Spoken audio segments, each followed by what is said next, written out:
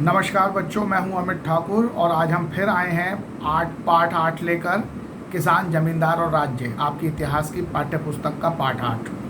और आज हम बात करेंगे जो आपकी पुस्तक के आप इस पाठ का तीसरा खंड है, कृषि समाज में महिलाएं, पेज नंबर 206 पर।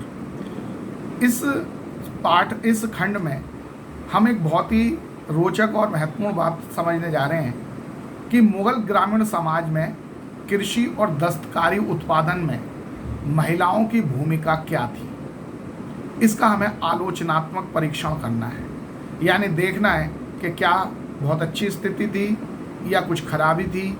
ये सब चीज़ों का हमें डिस्कस करना है। तो यही सवाल आपसे आता है, तो प्रश्न लिख लीजिए। मुगल ग्रामीण समाज में कृषि और दस्तकारी उत्पादन में महिलाओं की भूमिका का आलोचनात्मक परीक्षण कीजिए।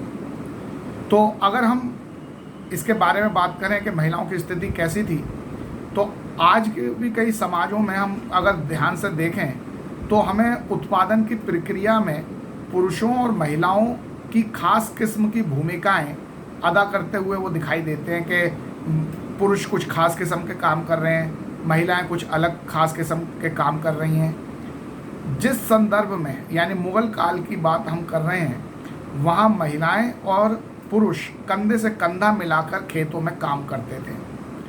पुरुष खेत जोतते थे, वह हल चलाते थे, और महिलाएं बुआई, निराई और कटाई के साथ साथ पकी हुई फसल का दाना निकालने का काम करती थी। जब छोटी छोटी ग्रामीण इकाइयों का और किसान की व्यक्तिगत खेती का विकास हुआ, जो कि मध्यकालीन भारतीय कृषि की एक विशेषता थी, तब घर परिवार के संसाधन और श्रम उत्पादन की बुनियाद बने।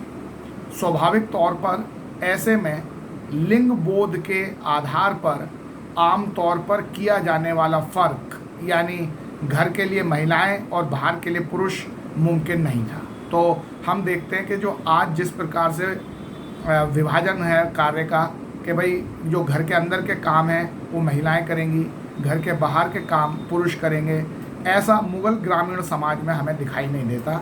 वहाँ पर पुरुष और महिलाएं गांव में कंधे से कंधा मिला के काम करती थी, दोनों मिलकर खेती बाड़ी करते थे। तो क्या आप सोचते हैं कि इसका मतलब ये हुआ कि महिलाओं को पूरा सम्मान दिया गया था, महिलाओं की उत्पादन में भूमिका को पूरी तरह से स्वीकार किया गया था, और महिलाओं को पूरा जो उनकी उत्पादक कार्य है उसके प्रति उनका पूरा सम्मान किया जाता था? क्या ऐसा था? जी नहीं, ऐसा नहीं था। कई प्रकार महिलाओं से काम खूब करवाया जाता था।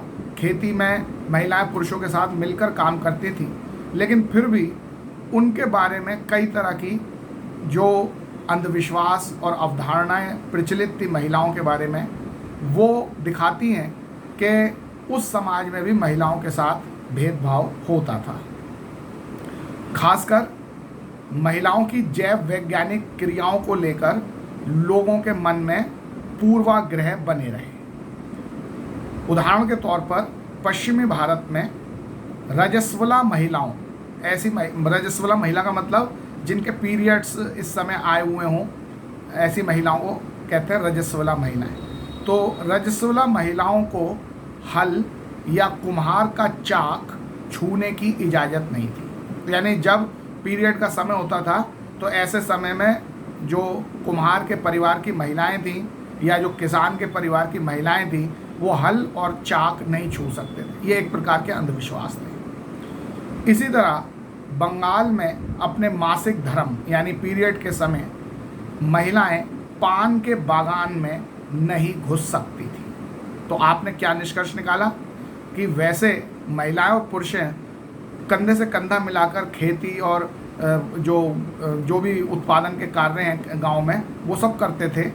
लेकिन महिलाओं की जो जैव वैज्ञानिक प्रक्रियाएं, बायोलॉजिकल प्रोसेस है, जो आम एक स्वाभाविक नेचुरल प्रक्रिया है, जो हर महिला को पीरियड्स में कैसे गुजरना पड़ता है, तो ऐसी जो सामान्य नेचुरल बायोलॉजिकल प्रक्रियाएं हैं, उनको लेकर भी समाज, जो कृषि समाज था मुगलों के समय का, वो महिलाओं के साथ भेदभाव करता था कि भाई पीरियड के दौरान वो हल नहीं छू सकती, कुम्हार का चाक नहीं छू सकती, पान के खेत में नहीं जा सकती। तो इसका मतलब ये हुआ कि महिलाओं से काम तो पूरा करवा लिया जाता था, लेकिन फिर भी उनकी स्वाभाविक जैव प्रक्रियाओं के आधार पर भी उनसे भेदभाव किया जाता है। तो फिर अन्य मामलों में कैसे और कितना भेदभाव किया जाता होगा, आप खुद ही सोच सकते हैं। तो ये तो थी कृषि में महिलाओं के योगदान के बारे में। अब जरा दस्तकारी यानी क्राफ्ट प्रोडक्शन में महिलाएं मुगल काल में क्या योगदान देती थी, अब उस पर भी हम चर्चा कर लेते हैं। तो इसके लिए आपको पेज नंबर 206 और 207 पर कुछ चित्र दे रखे हैं। 206 में चित्र 8.7 है, जिसमें एक महिला सूत काटती हुई दिखाई दे रही है। इसका मतलब सूत काटने में महिलाओं का बहुत महत्वपूर्ण योगदान होता था। इसी तरह पेज नंबर 207 पर आप देखेंगे चित्र 8.8 का जो है उसमें फतेहपुर सीकरी शहर का निर्माण हो रहा है, और उस शहर के निर्माण में दीवारें बन रही हैं, भवन बन रहे हैं, तो उनके लिए महिलाएं पत्थर तोड़ रही हैं। तो यानी निर्माण कार्यों में भी, भवन निर्माण कार्यों में भी महिलाओं के श्रम का बहुत योगदान था।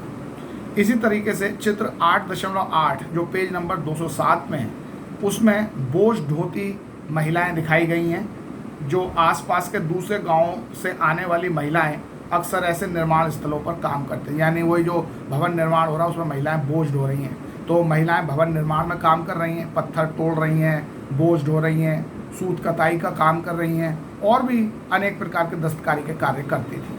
तो जरा देखें वो क्या क्या करती थी। सूत काटने, बर्तन बनाने के लिए मिट्टी को साफ करने और गूंदने, और कपड़ों पर कढ़ाई जैसे दस्तकारी के काम उत्पादन के ऐसे पहलू थे जो महिलाओं के श्रम पर निर्भर थे। किसी वस्तु का जितना वाणिज्यकरण होता था, उसके उत्पादन के लिए महिलाओं के श्रम की उतनी ही मांग होती थी।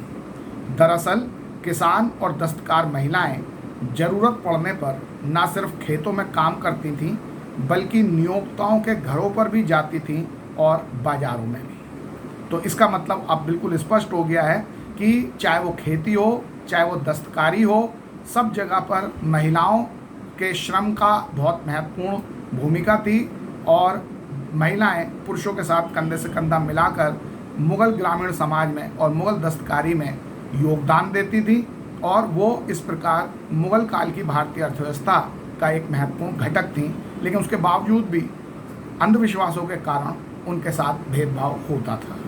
तो ये सब बातें आपको बतानी है इस प्रश्न के उत्तर में। अब महिलाओं के बारे में एक और बड़ी दिलचस्प बात है, वो ये है कि पूरा समाज जो था, पूरी अर्थव्यवस्था जो थी मुगल काल की, वो श्रम आधारित थी। ज़्यादा से ज़्यादा मजदूर और कारीगर चाहिए थे उत्पादन करने के लिए, और इसका मतलब है कि हमें ज़्यादा जनसंख्या चाहिए, और जनसंख्या पैदा कर सकती है महिलाएं। तो बच्चे पैदा करने की अपनी काबिलियत के कारण मुगल ग्रामीण समाज में महिलाओं का बहुत महत्व था, लेकिन इसी कारण उन पर अत्याचार भी होता था।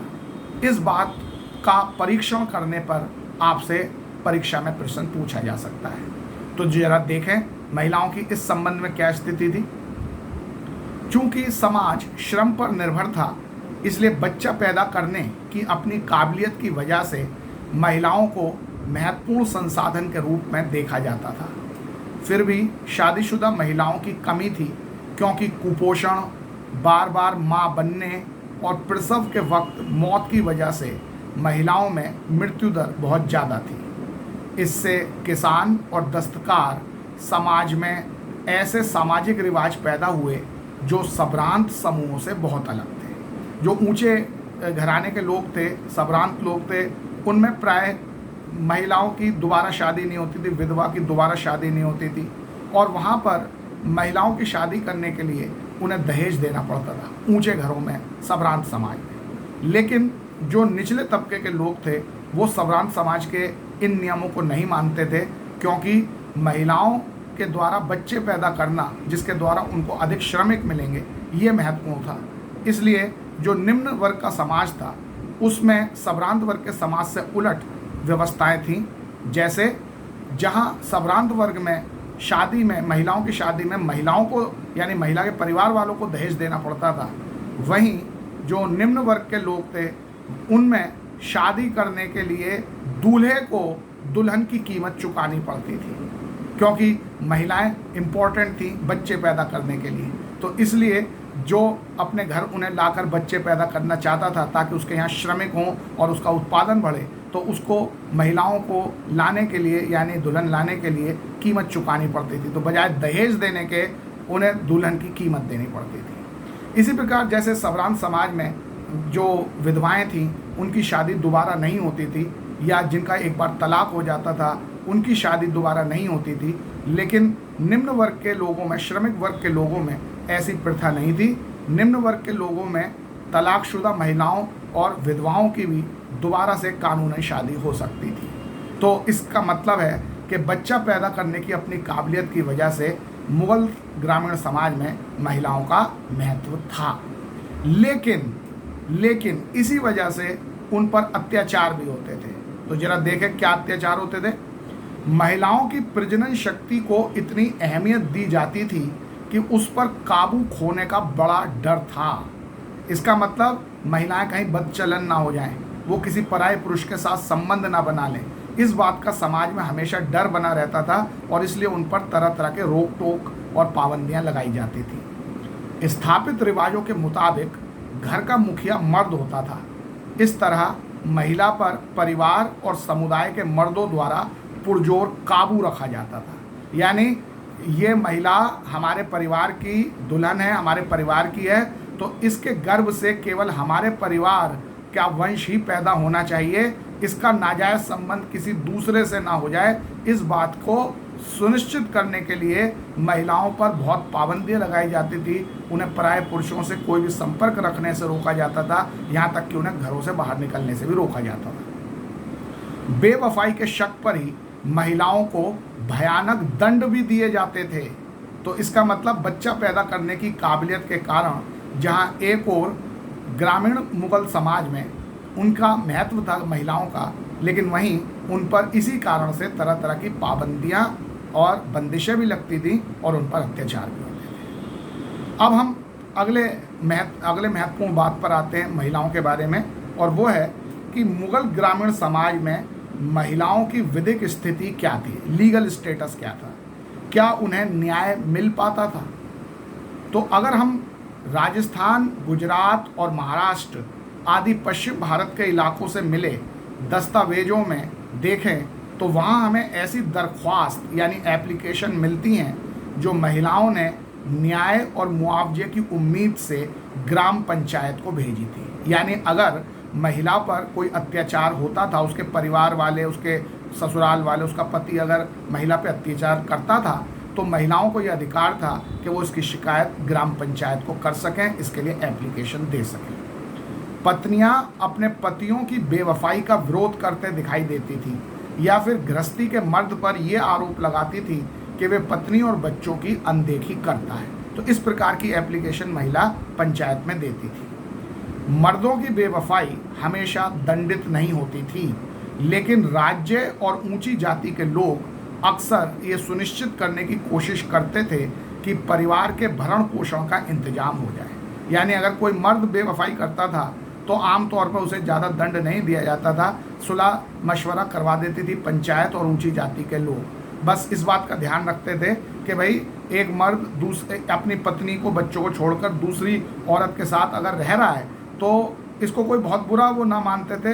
केवल पुरानी पत्नी और बच्चों को कुछ भरण पोषण का, उनके गुजारे का इंतजाम करवा देते थे और उस मर्द को जिसने बेवफाई की है कोई ज़्यादा सज़ा नहीं देते थे, सुलह मशवरा करवा देते थे। लेकिन अगर कोई महिला ऐसा काम करे, बेवफाई करे, तो उसको तो बहुत भयानक दंड दिया जाता था। यहाँ पर भेदभाव स्पष्ट रूप से दिखाई दे रहा है। ज़्यादातर जब महिलाएं पंचायत को दरख्वास्त यानी एप्लीकेशन देती थी तो उनके नाम दस्तावेजों में नहीं दर्ज किए जाते थे। यानी महिलाएं अपने नाम से एप्लीकेशन नहीं देती थी, वो फलाने की बीवी, फलाने की माँ, फलाने की बहन, फलाने की बेटी, इसके नाम से दरख्वास्त देती थी। तो यहाँ पर भी पता चल रहा है कि महिलाओं के साथ मुगल ग्रामीण समाज में भेदभाव होता था। वो अपने नाम से कानूनी प्रक्रिया नहीं चला पाती थी, वो किसी पुरुष के नाम से ही, चाहे वो किसी की बीवी के नाम से, किसी की माँ के नाम से, किसी की बेटी के नाम से, किसी की बहन के नाम से ही एप्लीकेशन कोर्ट में यानी पंचायत के कोर्ट में दे सकती थी। तो इससे भी पता चल रहा है कि महिलाएं इतना श्रम करती थीं, महिलाओं का योगदान मुगल ग्रामीण अर्थव्यवस्था में इतना अधिक था, लेकिन उसके बावजूद भी लीगल स्टेटस देखा जाए, उनकी कानूनी स्थिति देखी जाए तो निम्न थी। वो अपने नाम से शिकायत तक नहीं कर सकती थी। तो इस तरह से हमने महिलाओं की स्थिति को देखा। लेकिन जो भद्रजन थे, जो एफ्लुएंट सोसाइटी के जो पार्ट थे, जो ऊंचे पैसे वाले और ऊंची जाति के लोग थे, वहाँ पर महिलाओं को कुछ अधिकार और ज़्यादा थे। भूमिहर भद्रजनों में महिलाओं को पुश्तैनी संपत्ति का हक मिला करता था।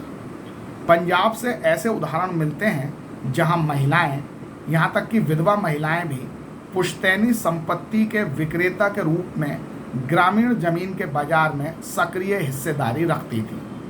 हिंदू और मुसलमान महिलाओं को जमींदारी उत्तराधिकार में मिलती थी, जिसे बेचने अथवा गिरवी रखने के लिए वे स्वतंत्र थीं। बंगाल में भी महिला जमींदार पाई जाती थी। 18वीं सदी की सबसे बड़ी और मशहूर जमींदारियों में से एक थी राजशाही की जमींदारी, और इस जमींदारी की कर्ता धर्ता एक स्त्री ही थी।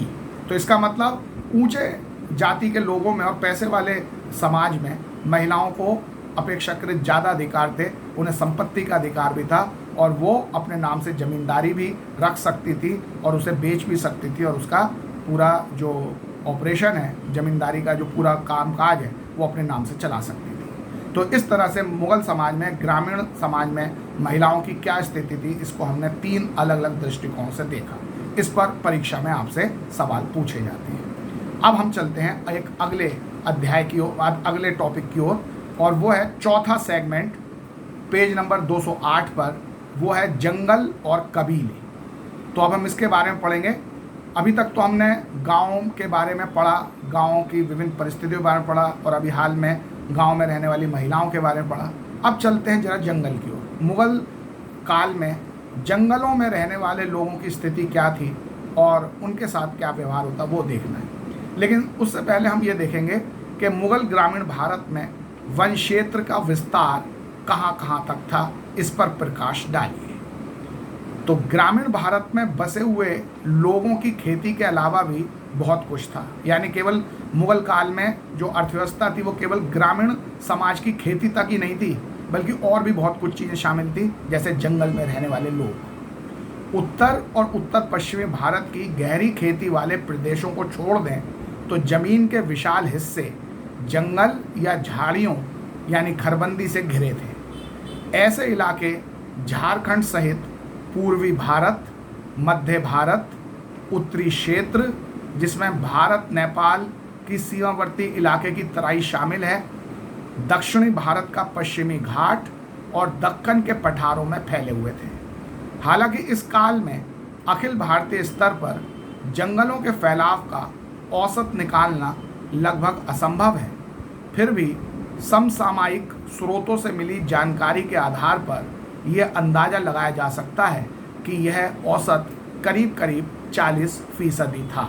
इसका मतलब यह हुआ कि मुगल काल में जो पूरी अर्थव्यवस्था थी, पूरा उनका जो क्षेत्र था, उसमें 60% क्षेत्र पर तो नगर और गांव थे और 40% हिस्सा जंगलों का था। और ऐसा नहीं कि जंगलों से बिल्कुल कुछ भी उत्पादन नहीं मिलता था, वो भी मुगल अर्थव्यवस्था के लिए महत्वपूर्ण थे, वहाँ से भी बहुत सारी चीज़ें मिलती थी। तो इसी बात पर हम अगले प्रश्न पर विचार करेंगे। अगला प्रश्न है, मुगल काल में वनों में रहने वाले लोगों का जीवन कैसा था। तो अब हम चलते हैं जंगलों की ओर और देखते हैं उन जंगलों में जो लोग रहते थे उनका जीवन कैसा था। तो पेज नंबर 208 पर ही हम अगले पैराग्राफ पर, समसामयिक रचनाएं जंगल में रहने वालों के लिए जंगली शब्द का इस्तेमाल करती हैं, लेकिन जंगली होने का मतलब सभ्यता का ना होना बिल्कुल नहीं था। जैसे आजकल इस शब्द का प्रचलित अर्थ तो यही है कि भाई जंगली का मतलब इसमें सभ्यता नहीं है, यह बिल्कुल उज्जड़ गवार है, लेकिन उस समय जंगली शब्द का मतलब ये नहीं था। उन दिनों इस शब्द का इस्तेमाल ऐसे लोगों के लिए होता था जिनका गुजारा जंगल के उत्पादों, शिकार और स्थानांतरीय खेती से होता था। ये काम मौसम के मुताबिक होते थे, यानी जो जंगलों में काम होता था उत्पादन का, वो मौसम के हिसाब से होता था। एक उदाहरण देखते हैं। उदाहरण के तौर पर भील, जो भील आदिवासी हैं, वो क्या करते थे, वो बसंत के मौसम में जंगल के उत्पाद इकट्ठे करते थे, गर्मियों में मछली पकड़ते थे, मानसून के महीनों में खेती करते थे और शरद व जाड़े के महीनों में शिकार करते थे। यह सिलसिला लगातार गतिशीलता की बुनियाद पर खड़ा था और इस बुनियाद को मजबूत भी करता था। लगातार एक जगह से दूसरी जगह घूमते रहना इन जंगलों में रहने वाले कबीलों की एक खासियत थी। तो इस तरह से आपने जंगलों में रहने वाले लोगों के जीवन की बात बता दी। यही सब बातें बतानी इस प्रश्न के उत्तर में, पॉइंट वाइज लेकिन लिखना आपको पता ही है। फिर एक और प्रश्न पर विचार करते हैं कि मुगल शासकों का वनों के प्रति क्या दृष्टिकोण था। हमने देखा भाई जंगल में रहने वाले लोगों के लिए जंगल बहुत महत्वपूर्ण थे और उनका जीवन ये था, लेकिन मुगल शासकों की नज़र में जंगल क्या थे और वो उसके प्रति क्या विचार रखते थे। जहाँ तक राज्य यानी मुगल शासकों का सवाल है, उनके लिए जंगल उलटफेर वाला इलाका था, यानी ऐसा इलाका जो बदमाशों को शरण देने वाला अड्डा होता है, यानी उसे वो अपनी भाषा में मवास कहते थे।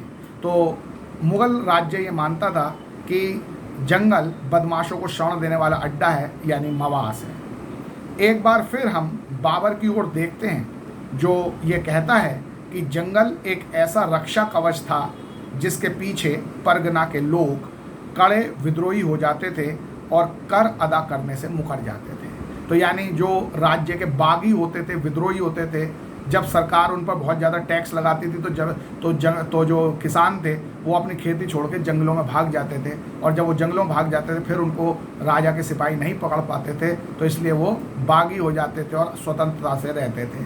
तो ये बात शासकों के लिए बुरी थी, क्योंकि जब वो जंगलों में रहेंगे, खेती करेंगे ही नहीं, तो सरकार को टैक्स कहाँ से मिलेगा।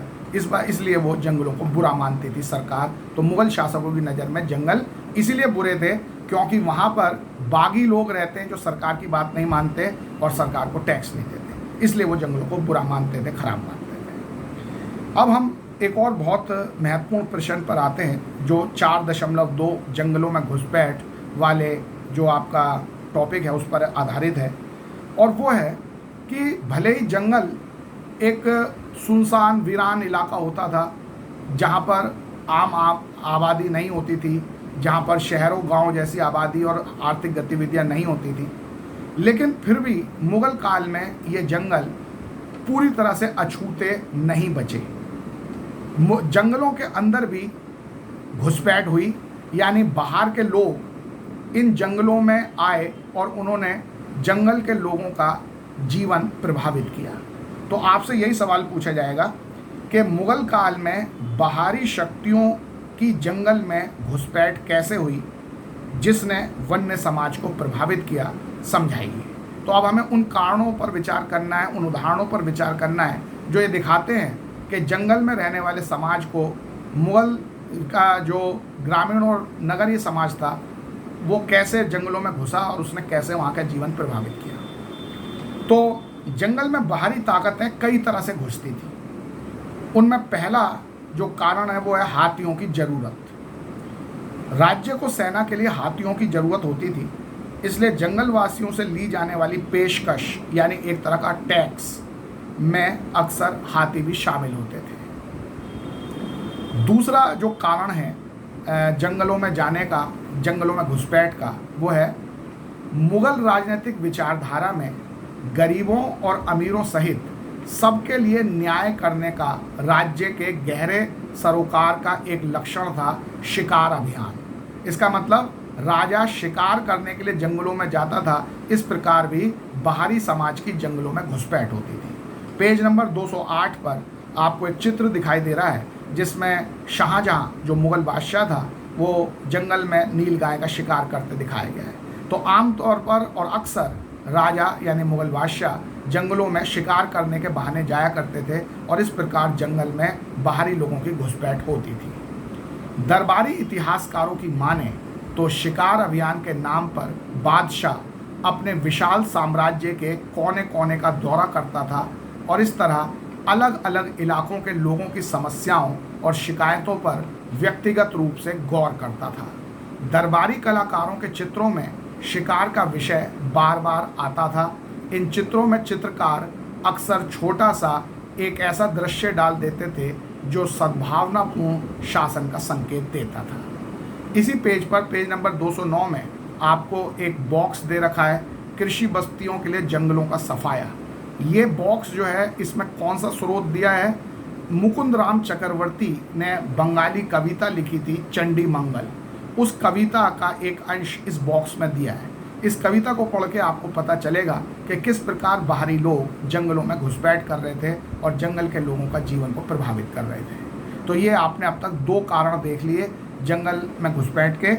एक तो हाथियों की ज़रूरत की वजह से जो जंगल के लोगों को मजबूर किया जाता था कि वो टैक्स के रूप में हाथी दें, और दूसरा राजा शिकार के अभियान जब चलाता था तब भी जंगल में घुसपैठ होती थी। अब हम तीसरे कारण पर चर्चा करते हैं जो पेज नंबर 210 पर दिया गया है। वाणिज्यिक खेती के कारण भी जंगलों में घुसपैठ होती थी। वाणिज्यिक खेती का असर बाहरी कारक के रूप में जंगल वासियों की जिंदगी पर भी पड़ता था।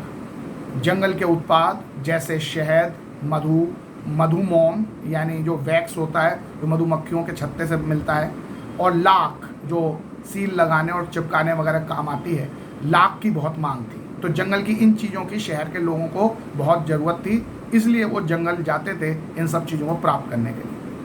लाख जैसी कुछ वस्तुएं तो 17वीं सदी में भारत से समुद्र पार होने वाले निर्यात की मुख्य वस्तुएं थीं। हाथी भी पकड़े और बेचे जाते थे। व्यापार के तहत वस्तुओं की अदला बदली भी होती थी। कुछ कबीले भारत और अफगानिस्तान के बीच होने वाले जमीनी व्यापार में भी लगे थे, जैसे पंजाब का लोहानी कबीला। वे पंजाब के गांवों और शहरों के बीच होने वाले व्यापार में भी शिरकत करते थे, यानी शामिल होते थे। तो ये तीसरा कारण था जिसकी वजह से हमारे जंगलों में घुसपैठ होती थी। और आपको पेज नंबर 210 पर ही स्रोत 4 दे रखा है जिसका नाम है पहाड़ी कबीलों और मैदानों के बीच व्यापार। तो इसमें हम देख सकते हैं कि इस वाणिज्य, तो इसके अंतर्गत हम ये देख सकते हैं कि भाई हमारे वाणिज्य जो हमारा वो है,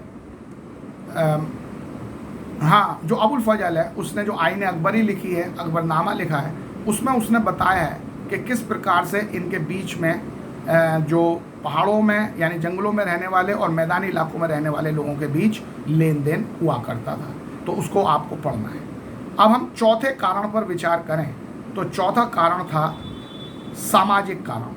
सामाजिक कारणों से भी जंगल वासियों के जीवन में बदलाव आए। कबीलों के भी सरदार होते थे, बहुत कुछ ग्रामीण समुदाय के बड़े आदमियों की तरह। कई कबीलों के सरदार जमींदार बन गए, कुछ तो राजा भी हो गए। ऐसे में उन्हें सेना खड़ी करने की ज़रूरत हुई। उन्होंने अपने ही खानदान के लोगों को सेना में भर्ती किया या फिर अपने ही भाई बंधुओं से सैन्य सेवा की मांग की। सिंध इलाके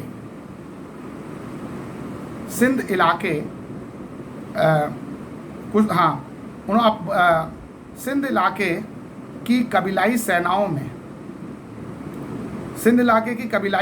में 6000 घुड़सवार और 7000 पैदल सिपाही होते थे। असम में अहोम राजाओं के अपने पायक होते थे। ये वो लोग थे जिन्हें जमीन के बदले सैनिक सेवा देनी पड़ती थी। अहोम राजाओं ने जंगली हाथी पकड़ने पर अपने एकाधिकार का ऐलान भी कर रखा था। अब पांचवा कारण देखते हैं जिसकी वजह से जंगलों में घुसपैठ हुई। हालांकि कबीलाई व्यवस्था से राजतांत्रिक प्रणाली की तरफ संक्रमण बहुत पहले शुरू हो चुका था, लेकिन ऐसा लगता है कि 16वीं सदी में आकर ही यह प्रक्रिया पूरी तरह विकसित हुई। तो ये राजनीतिक कारण है। इसकी जानकारी हमें उत्तर पूर्वी इलाकों में कबीलाई राज्यों के बारे में आइन की बातों से मिलती है। उदाहरण के तौर पर 16वीं-17वीं सदी में कोच राजाओं ने पड़ोसी कबीलों के साथ एक के बाद एक युद्ध किया और उन पर अपना कब्जा जमा लिया। तो इस कारण से भी हम देखते हैं कि जंगल में रहने वाले लोगों के जीवन पर बाहरी लोगों की घुसपैठ हुई। और अब हम अंतिम कारण पर विचार करते हैं। जंगल के इलाकों में नए सांस्कृतिक प्रभावों के विस्तार की भी शुरुआत हुई। कुछ इतिहासकारों ने तो दरअसल यह भी सुझाया है कि नए बसे इलाकों के खेतिहर समुदाय ने किस तरह धीरे धीरे इस्लाम को अपनाया, उसमें सूफी संतों ने एक बड़ी भूमिका अदा की थी। तो यानी सूफी संतों ने भी बाहरी के व्यक्ति के रूप में जंगल में रहने वाले लोगों में घुसपैठ की और उनको इस्लाम की तरफ धर्मांतरित किया।